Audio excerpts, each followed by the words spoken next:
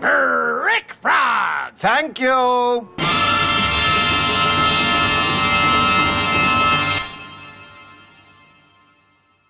Okay, so you know how a lot of animated shows from the 2010s became more serialized, having an overarching plot throughout the entire show, or at least each season? Yeah, well, the Venture Brothers have been doing that since 2004. Seriously, ask any die-hard Venture Brothers fan and they'll tell you that this show has some of, if not the strongest continuity of any show ever. Some examples include a sight gag from Season 2 playing a more important role in Season 7, a one-off joke from the Season 1 finale defining an entire episode in Season 4, and the second episode of the first season basically shaping almost all of Season 6 and 7. So I don't say this lightly when I say that reviewing just 2 episodes from the entire series with minimal spoilers is quite the undertaking. Nevertheless, seeing as it's summer, I thought it would be the perfect time to talk about one of my favorite shows of all time. Also, despite keeping this review spoiler-free for the entire series, there are a few things I'm going to have to explain leading up to the Season 4 episodes that I'm talking about today, so there will be some spoilers ahead, so keep that in mind. I might do a more in-depth review of the entire series as a whole later on, but for now we're going to take a look at the 2-part episode, Everybody Comes to Hank's, and Bright Lights Dean City. First things first though, for those of you that haven't seen this show, I highly recommend you stop watching this video and check out this series. It's seriously an amazing show. Otherwise, if you're still here, we're going to do a quick overview regarding the important characters and overall story up to this point, so let's begin with that. If you'd like to skip the exposition, go to the time on the screen. Okay, here we go. The Venture Brothers revolves around 2 teenage twin brothers, Dean Venture and Henry Allen Venture, or Hank for short. These 2 gullible boys may seem like one and the same from the surface, but there's a bit more character to each of them. Whereas Dean is the smarter and more level-headed brother, constantly trying to learn wherever he goes and trying to use his brain to overcome many different problems, Hank is more impulsive, courageous, and more willing to just go with the flow whenever these 2 brothers are on an adventure. He won't back down from a fight, and therefore he's a bit cocky, but it really complements his character. They live on a private compound with their father, Dr. Thaddeus Rusty Venture, originally a boy adventurer, tagging along with his dad's team, now a failure of a super scientist, living in the shadow of his much more successful father, and after the first season, his brother, who was growing inside of his body for the majority of his life before breaking out. Brock Sampson was an agent of the Office of Secret Intelligence, and tasked with bodyguarding Dr. Venture and his family. However, this all changed at the end of Season 3 when he defected from the OSI after a misunderstanding and joined the rebel crime-fighting group Sphinx, a group made up of primarily ex-OSI agents. His bodyguarding and OSI duties were given off to Sergeant Hatred, a former supervillain and arch-nemesis of Dr. Venture working for the Guild of Calamitous Intent, who joined the OSI at the end of Season 3. Hamilton G. Phantomos, also known as Phantom Limb, due to an accident that left him with invisible electro-impalpable arms and legs, was a supervillain of high authority in the Guild of Calamitous Intent, before going against them and trying to kill their leader, the Sovereign. Outcasted, he eventually met up with a disheveled Professor Richard Impossible, a take on Marvel's Mr. Fantastic of the Fantastic Four, acquiring the same powers as him. Impossible, however, recently went through a divorce with his wife, who left him for Rusty's brother after feeling mistreated. Down on his luck, the professor decided to join up with his teammate from the olden days, back when they worked together for Jonas Venture's Boys Brigade.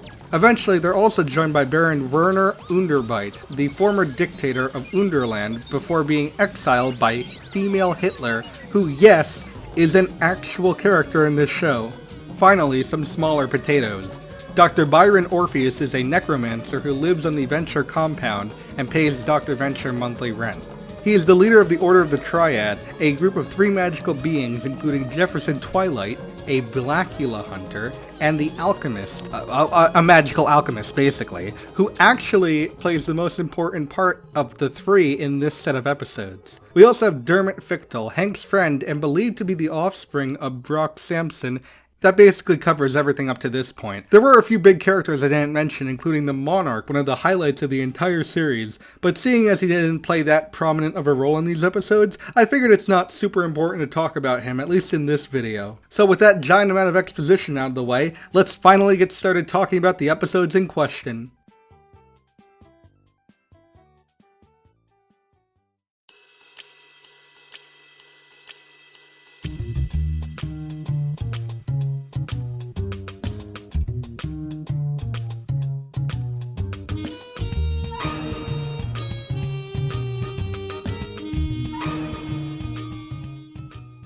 So we start off this episode with the Venture family meeting in the den. Dean has a summer internship in New York City, which we'll see a lot more detail in the next episode, and Hank has to stay home and find a job.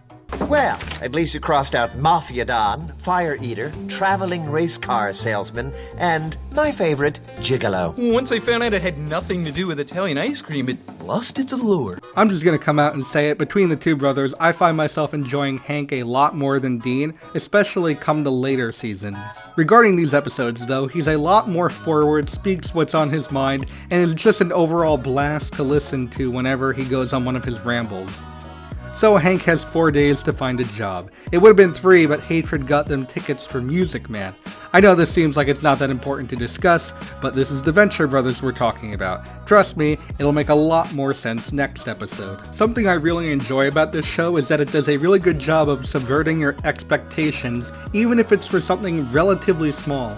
Instead of having the entire episode focus on Hank trying to find a job within these 4 days, which seemed like the route it was going to go down, it just jump cuts to Hank's job right after the intro splash. He's working a self-ran convenience store called Hankco, something that's referenced in previous episodes. And I say job in air quotes because... Hank, you know my address. It's here. I live here, and I don't plan on buying back any more of my remotes. But I am coming back for my shoes. Well, I hope we carry your size. Hank, you carry my size because those are all my shoes. We then see Orpheus and the Alchemist enter the store. Orpheus needs to get some divorce papers notarized, and the Alchemist, who I will refer to as Al from time to time because that's how he's referred to in the show, is the third party, which is also a good way of introducing him into the story, as he plays a much more important role very soon. We finally get to the point that drives the entire episode. I can't find my mom, so I need a ride home. Missing person.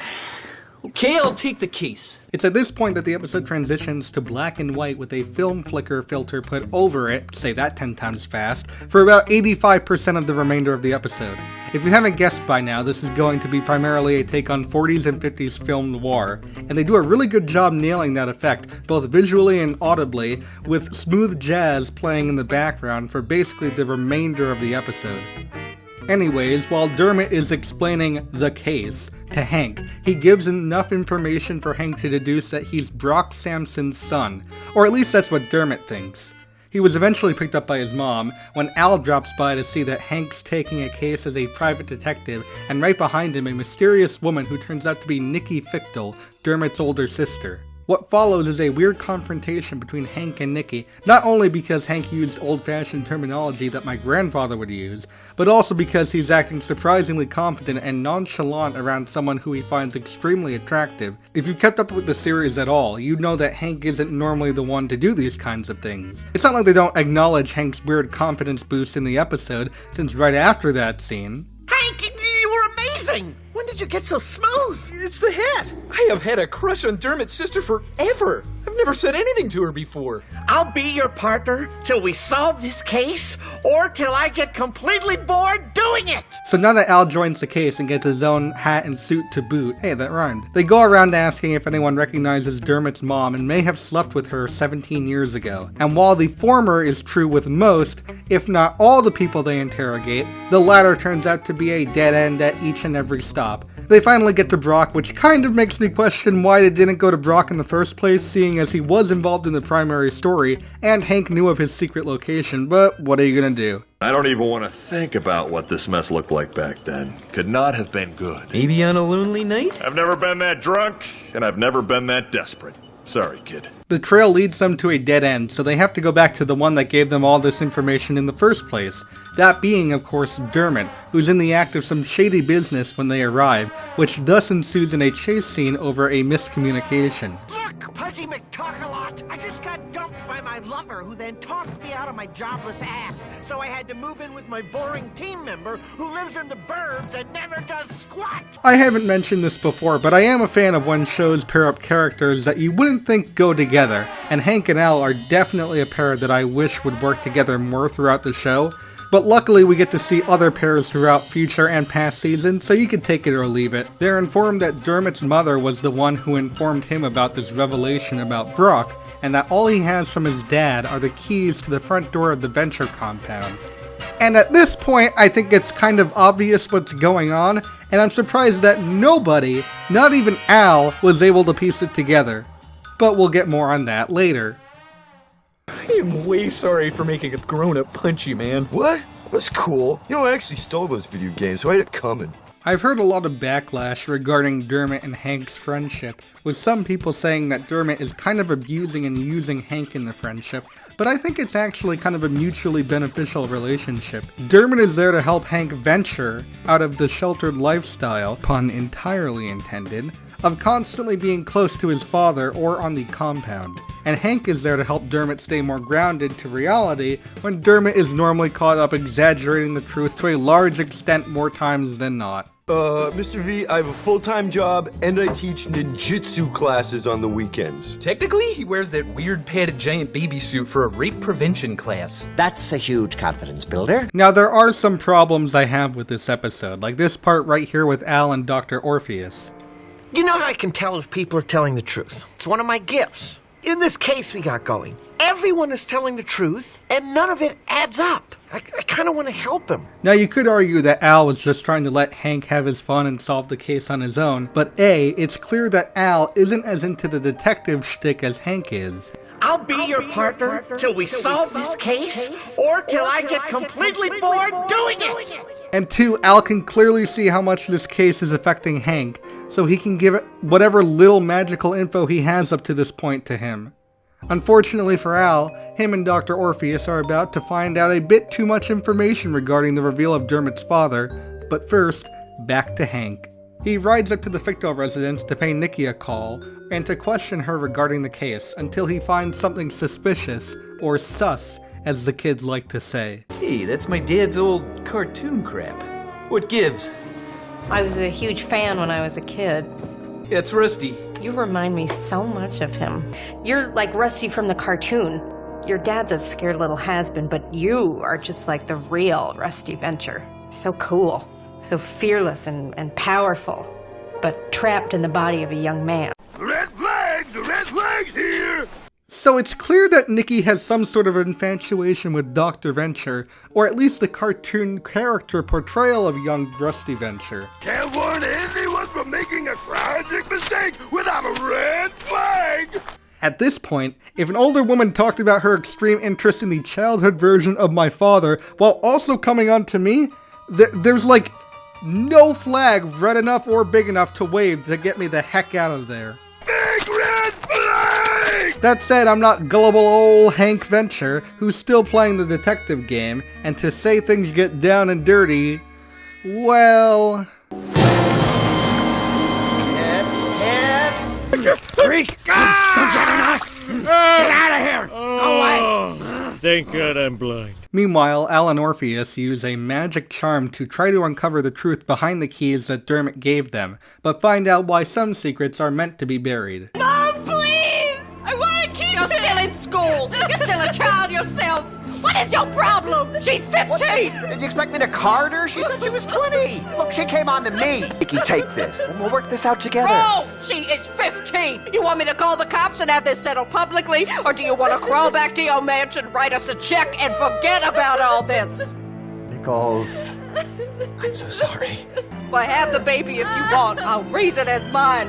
We're gonna make it work. I promise you. Yo, I'm next. No! Whoa! What the hell? I did that with love, boy! Yes, the big reveal is that Dr. Venture is the true father of Dermot, and that it's actually Nikki, Dermot's supposed older sister, that's actually his mother. Now, Rusty's done a lot of terrible things throughout the series, but this is definitely up there. The worst thing is that I wouldn't even say this is the worst offense he's done, but you'll have to check out the rest of the series to understand more of what I mean. This scene, however, as uncomfortable as it is, brings up another problem I do have with this whole episode. Not so much the content within the scene, but the fact that nobody could piece this together, especially the alchemist. See, Al knows that everyone is telling the truth. Seeing as how Brock said he didn't sleep with Dermot's mother, and that Dermot said that his mom said that his dad was the one who gave him the keys, it isn't really that hard to piece together like at all. The only 4 people who would even have the keys to the Venture compound are Dr. Venture, his bodyguard, and his sons. And seeing as at the time the sons were too young or perhaps not even born, don't even ask me how old everyone is, that's a horse of a different color. And that Brock is telling the truth, and that Al knows that Brock is telling the truth, that literally leaves only one person who could have given Nikki the keys, that being Dr. Venture himself. Al could have easily figured this out and told Hank about it before Hank made his vital mistake, because Al knew that Hank was going to see Nikki Fictel to question her. Heard you're working on the Fictel cake. Yeah, Dermot Fictel. He misses his old man. Figured Sam's in, but it's starting to get right. So you've met Nikki. Nikki Fictel? In hell. Yeah, she's a looker, that one. Damn, straight up to heaven. And that Hank had an attraction to Nikki. They could have also questioned Dr. Venture himself, but in that case they actually have an excuse as to why they couldn't question him, seeing as he didn't appear for the remainder of the episode after the beginning. And the answer to why lies in the next episode, which we will get to relatively soon. Al and Hank reconvene at Hank Co., where they come together one last time for some sad news from Al and some glad news from Hank, but he won't be glad for long. I'm off the case. You and me both, partner. I had sex! I had sex with a woman! And nothing will ever be the same! Because of sex! I have you to thank! And Dermot's super hot sister, and this old key, and... Hank! Hank! You never discharged the spell! Hank! Okay, I didn't need to know that. You really gotta feel for Hank here. Up to this point, he's experienced the most memorable experiences of his life. Both the best and the worst memories, all in one night. And now, he has a choice to make. He's had his memory wiped before thanks to Sphinx technology. Unfortunately, there's no way to erase selective memories, seeing as the machine only erases the past 24 hours. And now he has to make the choice of wiping out the worst experience of his life, but also losing the memory of the best experience, or keeping the best experience, but living with the disgust that he had intercourse with his half-brother's mother. His half-mother. Mother once removed? God, the naming convention is so confusing. Remind me never to have sex with my half-brother's mother. Hank, you ready? Wait, just one more thing. What? I got laid! You sure did, Hank. You sure did.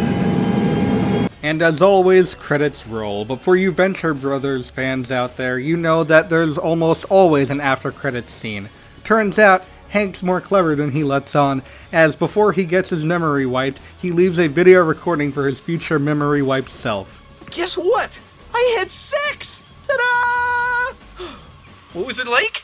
Okay, it's kind of like naked skydiving into a mountain of warm whipped cream. Yes, that good! We then see Hank and Dean reconvene for the first time since the beginning of the episode, with the summer basically being over, seeing as Dean's internship has supposedly come to an end, and we'll figure out why very soon. How was yours? Well, from what I hear, it was amazing. Have you seen Pop? He left New York without even saying goodbye.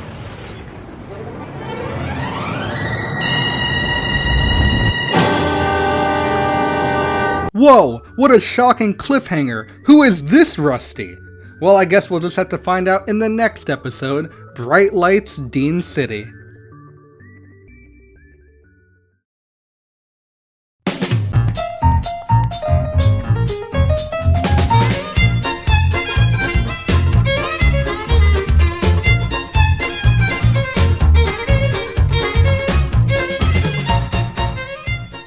So we start out this episode at Impossible Tower in New York City with the members of the newly formed Revenge Society, those being Phantom Limb, Professor Impossible, and Baron Underbite, coming up with a devious plan to rid the world of each arch-nemesis. They dared to betray the members of the Revenge Society! So, what do you think? Frankly, it's a little Tilly. I like it. I'm in. Hey, and are we married to that name? One thing I absolutely love about these three is the chemistry that they have together, which really comes out through their dialogue. Phantom Limb is trying to run a serious organization and is too stubborn to listen to any plans other than his own. Impossible, who was once considered a good guy with immoral tendencies, is basically the same when he joins the opposite side, unable to shake the goodness within him and truly embrace the evil. And Baron Underbite basically goes from being the strong, feared leader to basically the weakest member of the pack as of now, which you'll see in this clip here. And you don't get a vote, Werner, until you've first proved your loyalty. Just a formality. Ja, I understand. We have a similar ritual the Elite und Lantiengard. Oh, mother of pearl! What? We just wanted you to sign. It's not too long afterwards that there's a knock on the door, and it's none other than the other Venture brother himself, Dean. Turns out his summer internship was working for Professor Impossible at Impossible Industries. We find out through some exposition that Dean thought he got his internship from his dad, but apparently that wasn't the case. This doesn't make much sense though, since he also makes it clear that Impossible didn't hire him either, and it seems like he just showed up and assumed he got the internship. That may seem like a nitpick, but for a show as tight as the Venture Brothers, it doesn't really make much sense how they just skipped this detail. Maybe I'm just missing something, I don't know. Mostly I answer phones, sort mail, and make sure he gets his morning coffee just the way he likes it, with milk and sugar. And also one black. And also one black with 2 sugars. It's no wonder he's so jumpy. Yeah, so Dean may be the smarter one of the Venture Brothers, but he isn't exactly the sharpest light bulb in the medicine cabinet when it comes to common sense. We then get a glance at his living accommodations. And I gotta say, this place makes some Section 8 housing look inviting. He's making some dinner until he gets a knock at the door, and it turns out to be old Papa Rusty. Okay, so remember back in the last episode where Hatred and Rusty got tickets to Music Man? Well... I got hooked! I'm bonkers for Broadway! Yeah, after Hatred and I took in the Music Man last week, I bought my Walkman back from Hank's store loaded up with show tunes. No, I can't get enough of that sweet stuff. Hank has a store? Rusty then tells Dean that he's crashing at his place for about a week, and it looks kind of pathetic on Rusty's part. Sure, he's not a multi-millionaire, but when he can't shell out enough money to spend a week or two in a cheap motel, and instead is living in the tiny apartment of his unpaid intern's son, you can't help but take pity. Rusty gets comfortable while Dean just can't get comfortable, and he's gonna need all the sleep he can get since he's working with a bunch of crooks. Speaking of... Say, Baron Underbite, what's all the hubbub? Oh, I just want to arch my nemesis, but I can't understand all these forms, and I can't get anyone from the guild on the phone. Lim then lets the other two know that before they start interviewing for candidates of the Revenge Society, they're going to need a few bases for creating the perfect team, like speed, magic, and elemental powers. Ooh, like a fire guy. That would be cool. Well, guess what, chicken butt fellas? Good news! Did I mention that him and his family are basically a rip on the Fantastic Four? Pretty sure y'all could figure that out by now. Huh?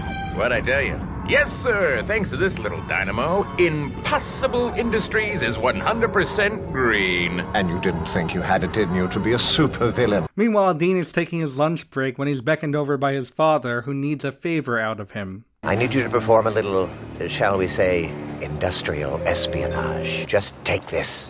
I'm gonna need 24 copies, stapled and collated. And be sure each one gets one of these. What is this? My musical! I just find it so hilarious that Rusty is so pathetic and cheap that he refuses to find a place with a copying machine in New York City of all places, and has his son risk his internship just so he can save a few bucks. Father of the Year award, right here, no contest. Gentlemen, the Revenge Society just landed its first assignment. Kill Dr. Venture. What, like right now? These guys, cannot stress it enough, are hilarious. Even when they try to act meddling, which they can't be, they just play off each other really well. Rusty tells Dean that he's got to stay in town for another week or two to get his musical off the ground, and of course Dean is hesitant, but of course Rusty cuts him off before he can get a word in edgewise. It's then revealed that Underbite is the cabbie, and how in the hell did he get downstairs from the top floor and find a taxi in disguise so quickly? Even if we can assume that this was after their lunch break, that's still impressive. Nighty-night, Dr. Venture. Pleasant screams.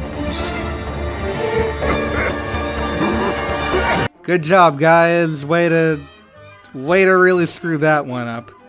I just find it so funny that nobody realized this insane design flaw. End of the line, sir. Please remember to take all your personal belongings and be sure to tip your driver. What? This is funny to you? I just almost got killed. Get the hell out of my way. I'm gonna miss the overture. Fucking tourists. I feel you on that one, dude. Oh, okay, that was crap. What the hell happened there? I can't believe he ditched the cab fare. Zounds, that venture is a wily prey. Why not did you put the sleep gas in the front of the cab? Well, I've never done this kind of thing before. It's our first mission as a team. There are bound to be a few hiccups. On the upside, Werner did an excellent job as the cabbie. Until you gassed him. All right, that's just passive-aggressive, friend. God, I don't know why it's so funny seeing these guys bicker. Maybe it's because they really are like a deadly bunch of villains, but they have such petty squabbles over stuff like this. Unfortunately, Deanie V sticks his nose where it doesn't belong, and things have to get ugly. Hot sandwich! You've murdered the Venture Boy. You know, it's times like this that make me wonder why your wife ever left you. Now don't worry, Dean isn't dead, but he seems to be in danger.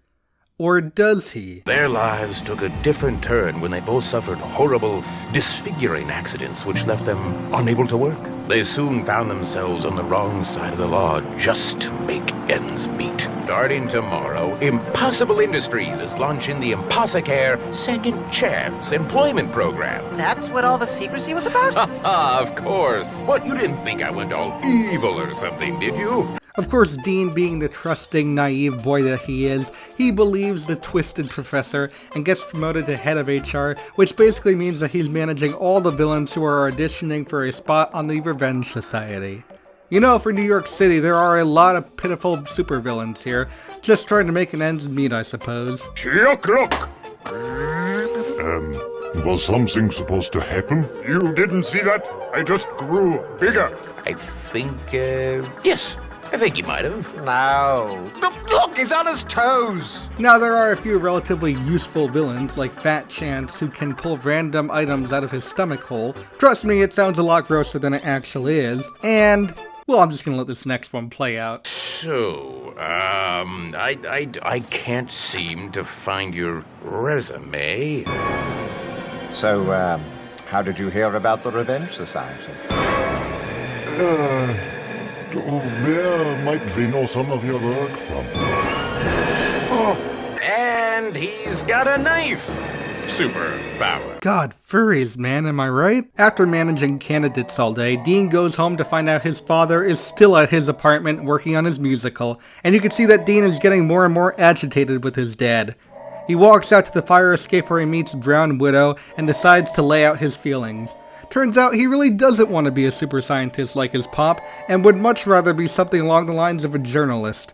Dean tries to let his dad know how he feels, but as all things Rusty goes, he's much more focused on his own thing. And we get a sneak peek at Rusty's musical, which seems to be a tell-all of his life, from boy adventurer to super scientist. Yes, this is Thaddeus S. Venture. To whom am I speaking? Yeah, this is, Frank Big Time from, Big Time Productions. I just read your Rust script, and I gotta tell you, I think it's dynamite stuff. I'd question Rusty's intelligence in not being able to discern that a producer by the name of Big Time seems highly illogical, but just 2 episodes ago he was having an entire conversation with a talking teddy bear, so perhaps it's not too out of the question to think that Rusty is at least gullible. Meanwhile, Dean has finally had enough and decides to write a resignation letter to the professor when the power goes out, so he decides to look for something to turn the lights back on. Meanwhile, Rusty arrives at Impossible Plaza, where it looks like the final showdown is about to go down. And the reviews are in. I'm afraid Rusty will be ending his run on Broadway tonight. Of course, I'll have to consult with my partners first. You think you're getting out of here alive, Slim? Fat chance! Now, Dr. Venture, this is your final curtain call.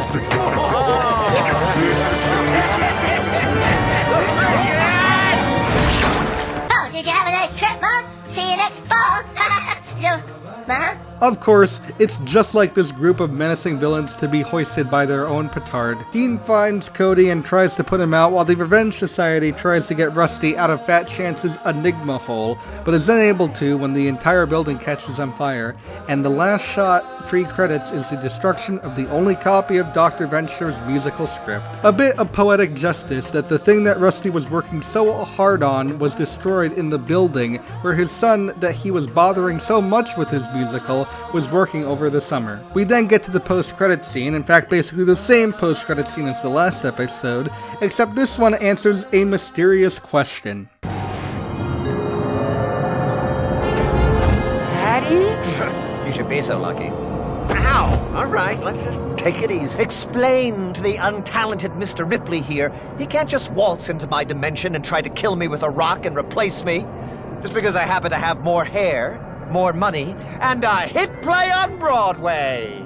And that concludes Bright Lights Dean City. So with 2 episodes under the belt, which one did I enjoy more? Everybody Comes to Hanks focused on a character that I liked a lot in a familiar setting with a unique mechanic. Bright Lights Dean City, while it involves the less strong Venture brother in my opinion, instead spreads its focus to more secondary characters, and really does a good job highlighting the villains. It also took place in a more unfamiliar territory, that being New York City. They're both great episodes, and while I do enjoy Hank's wackiness over Dean's more down-to-earth personality, I really gotta give it to Bright Lights Dean City, if only for the villains stealing the spotlight.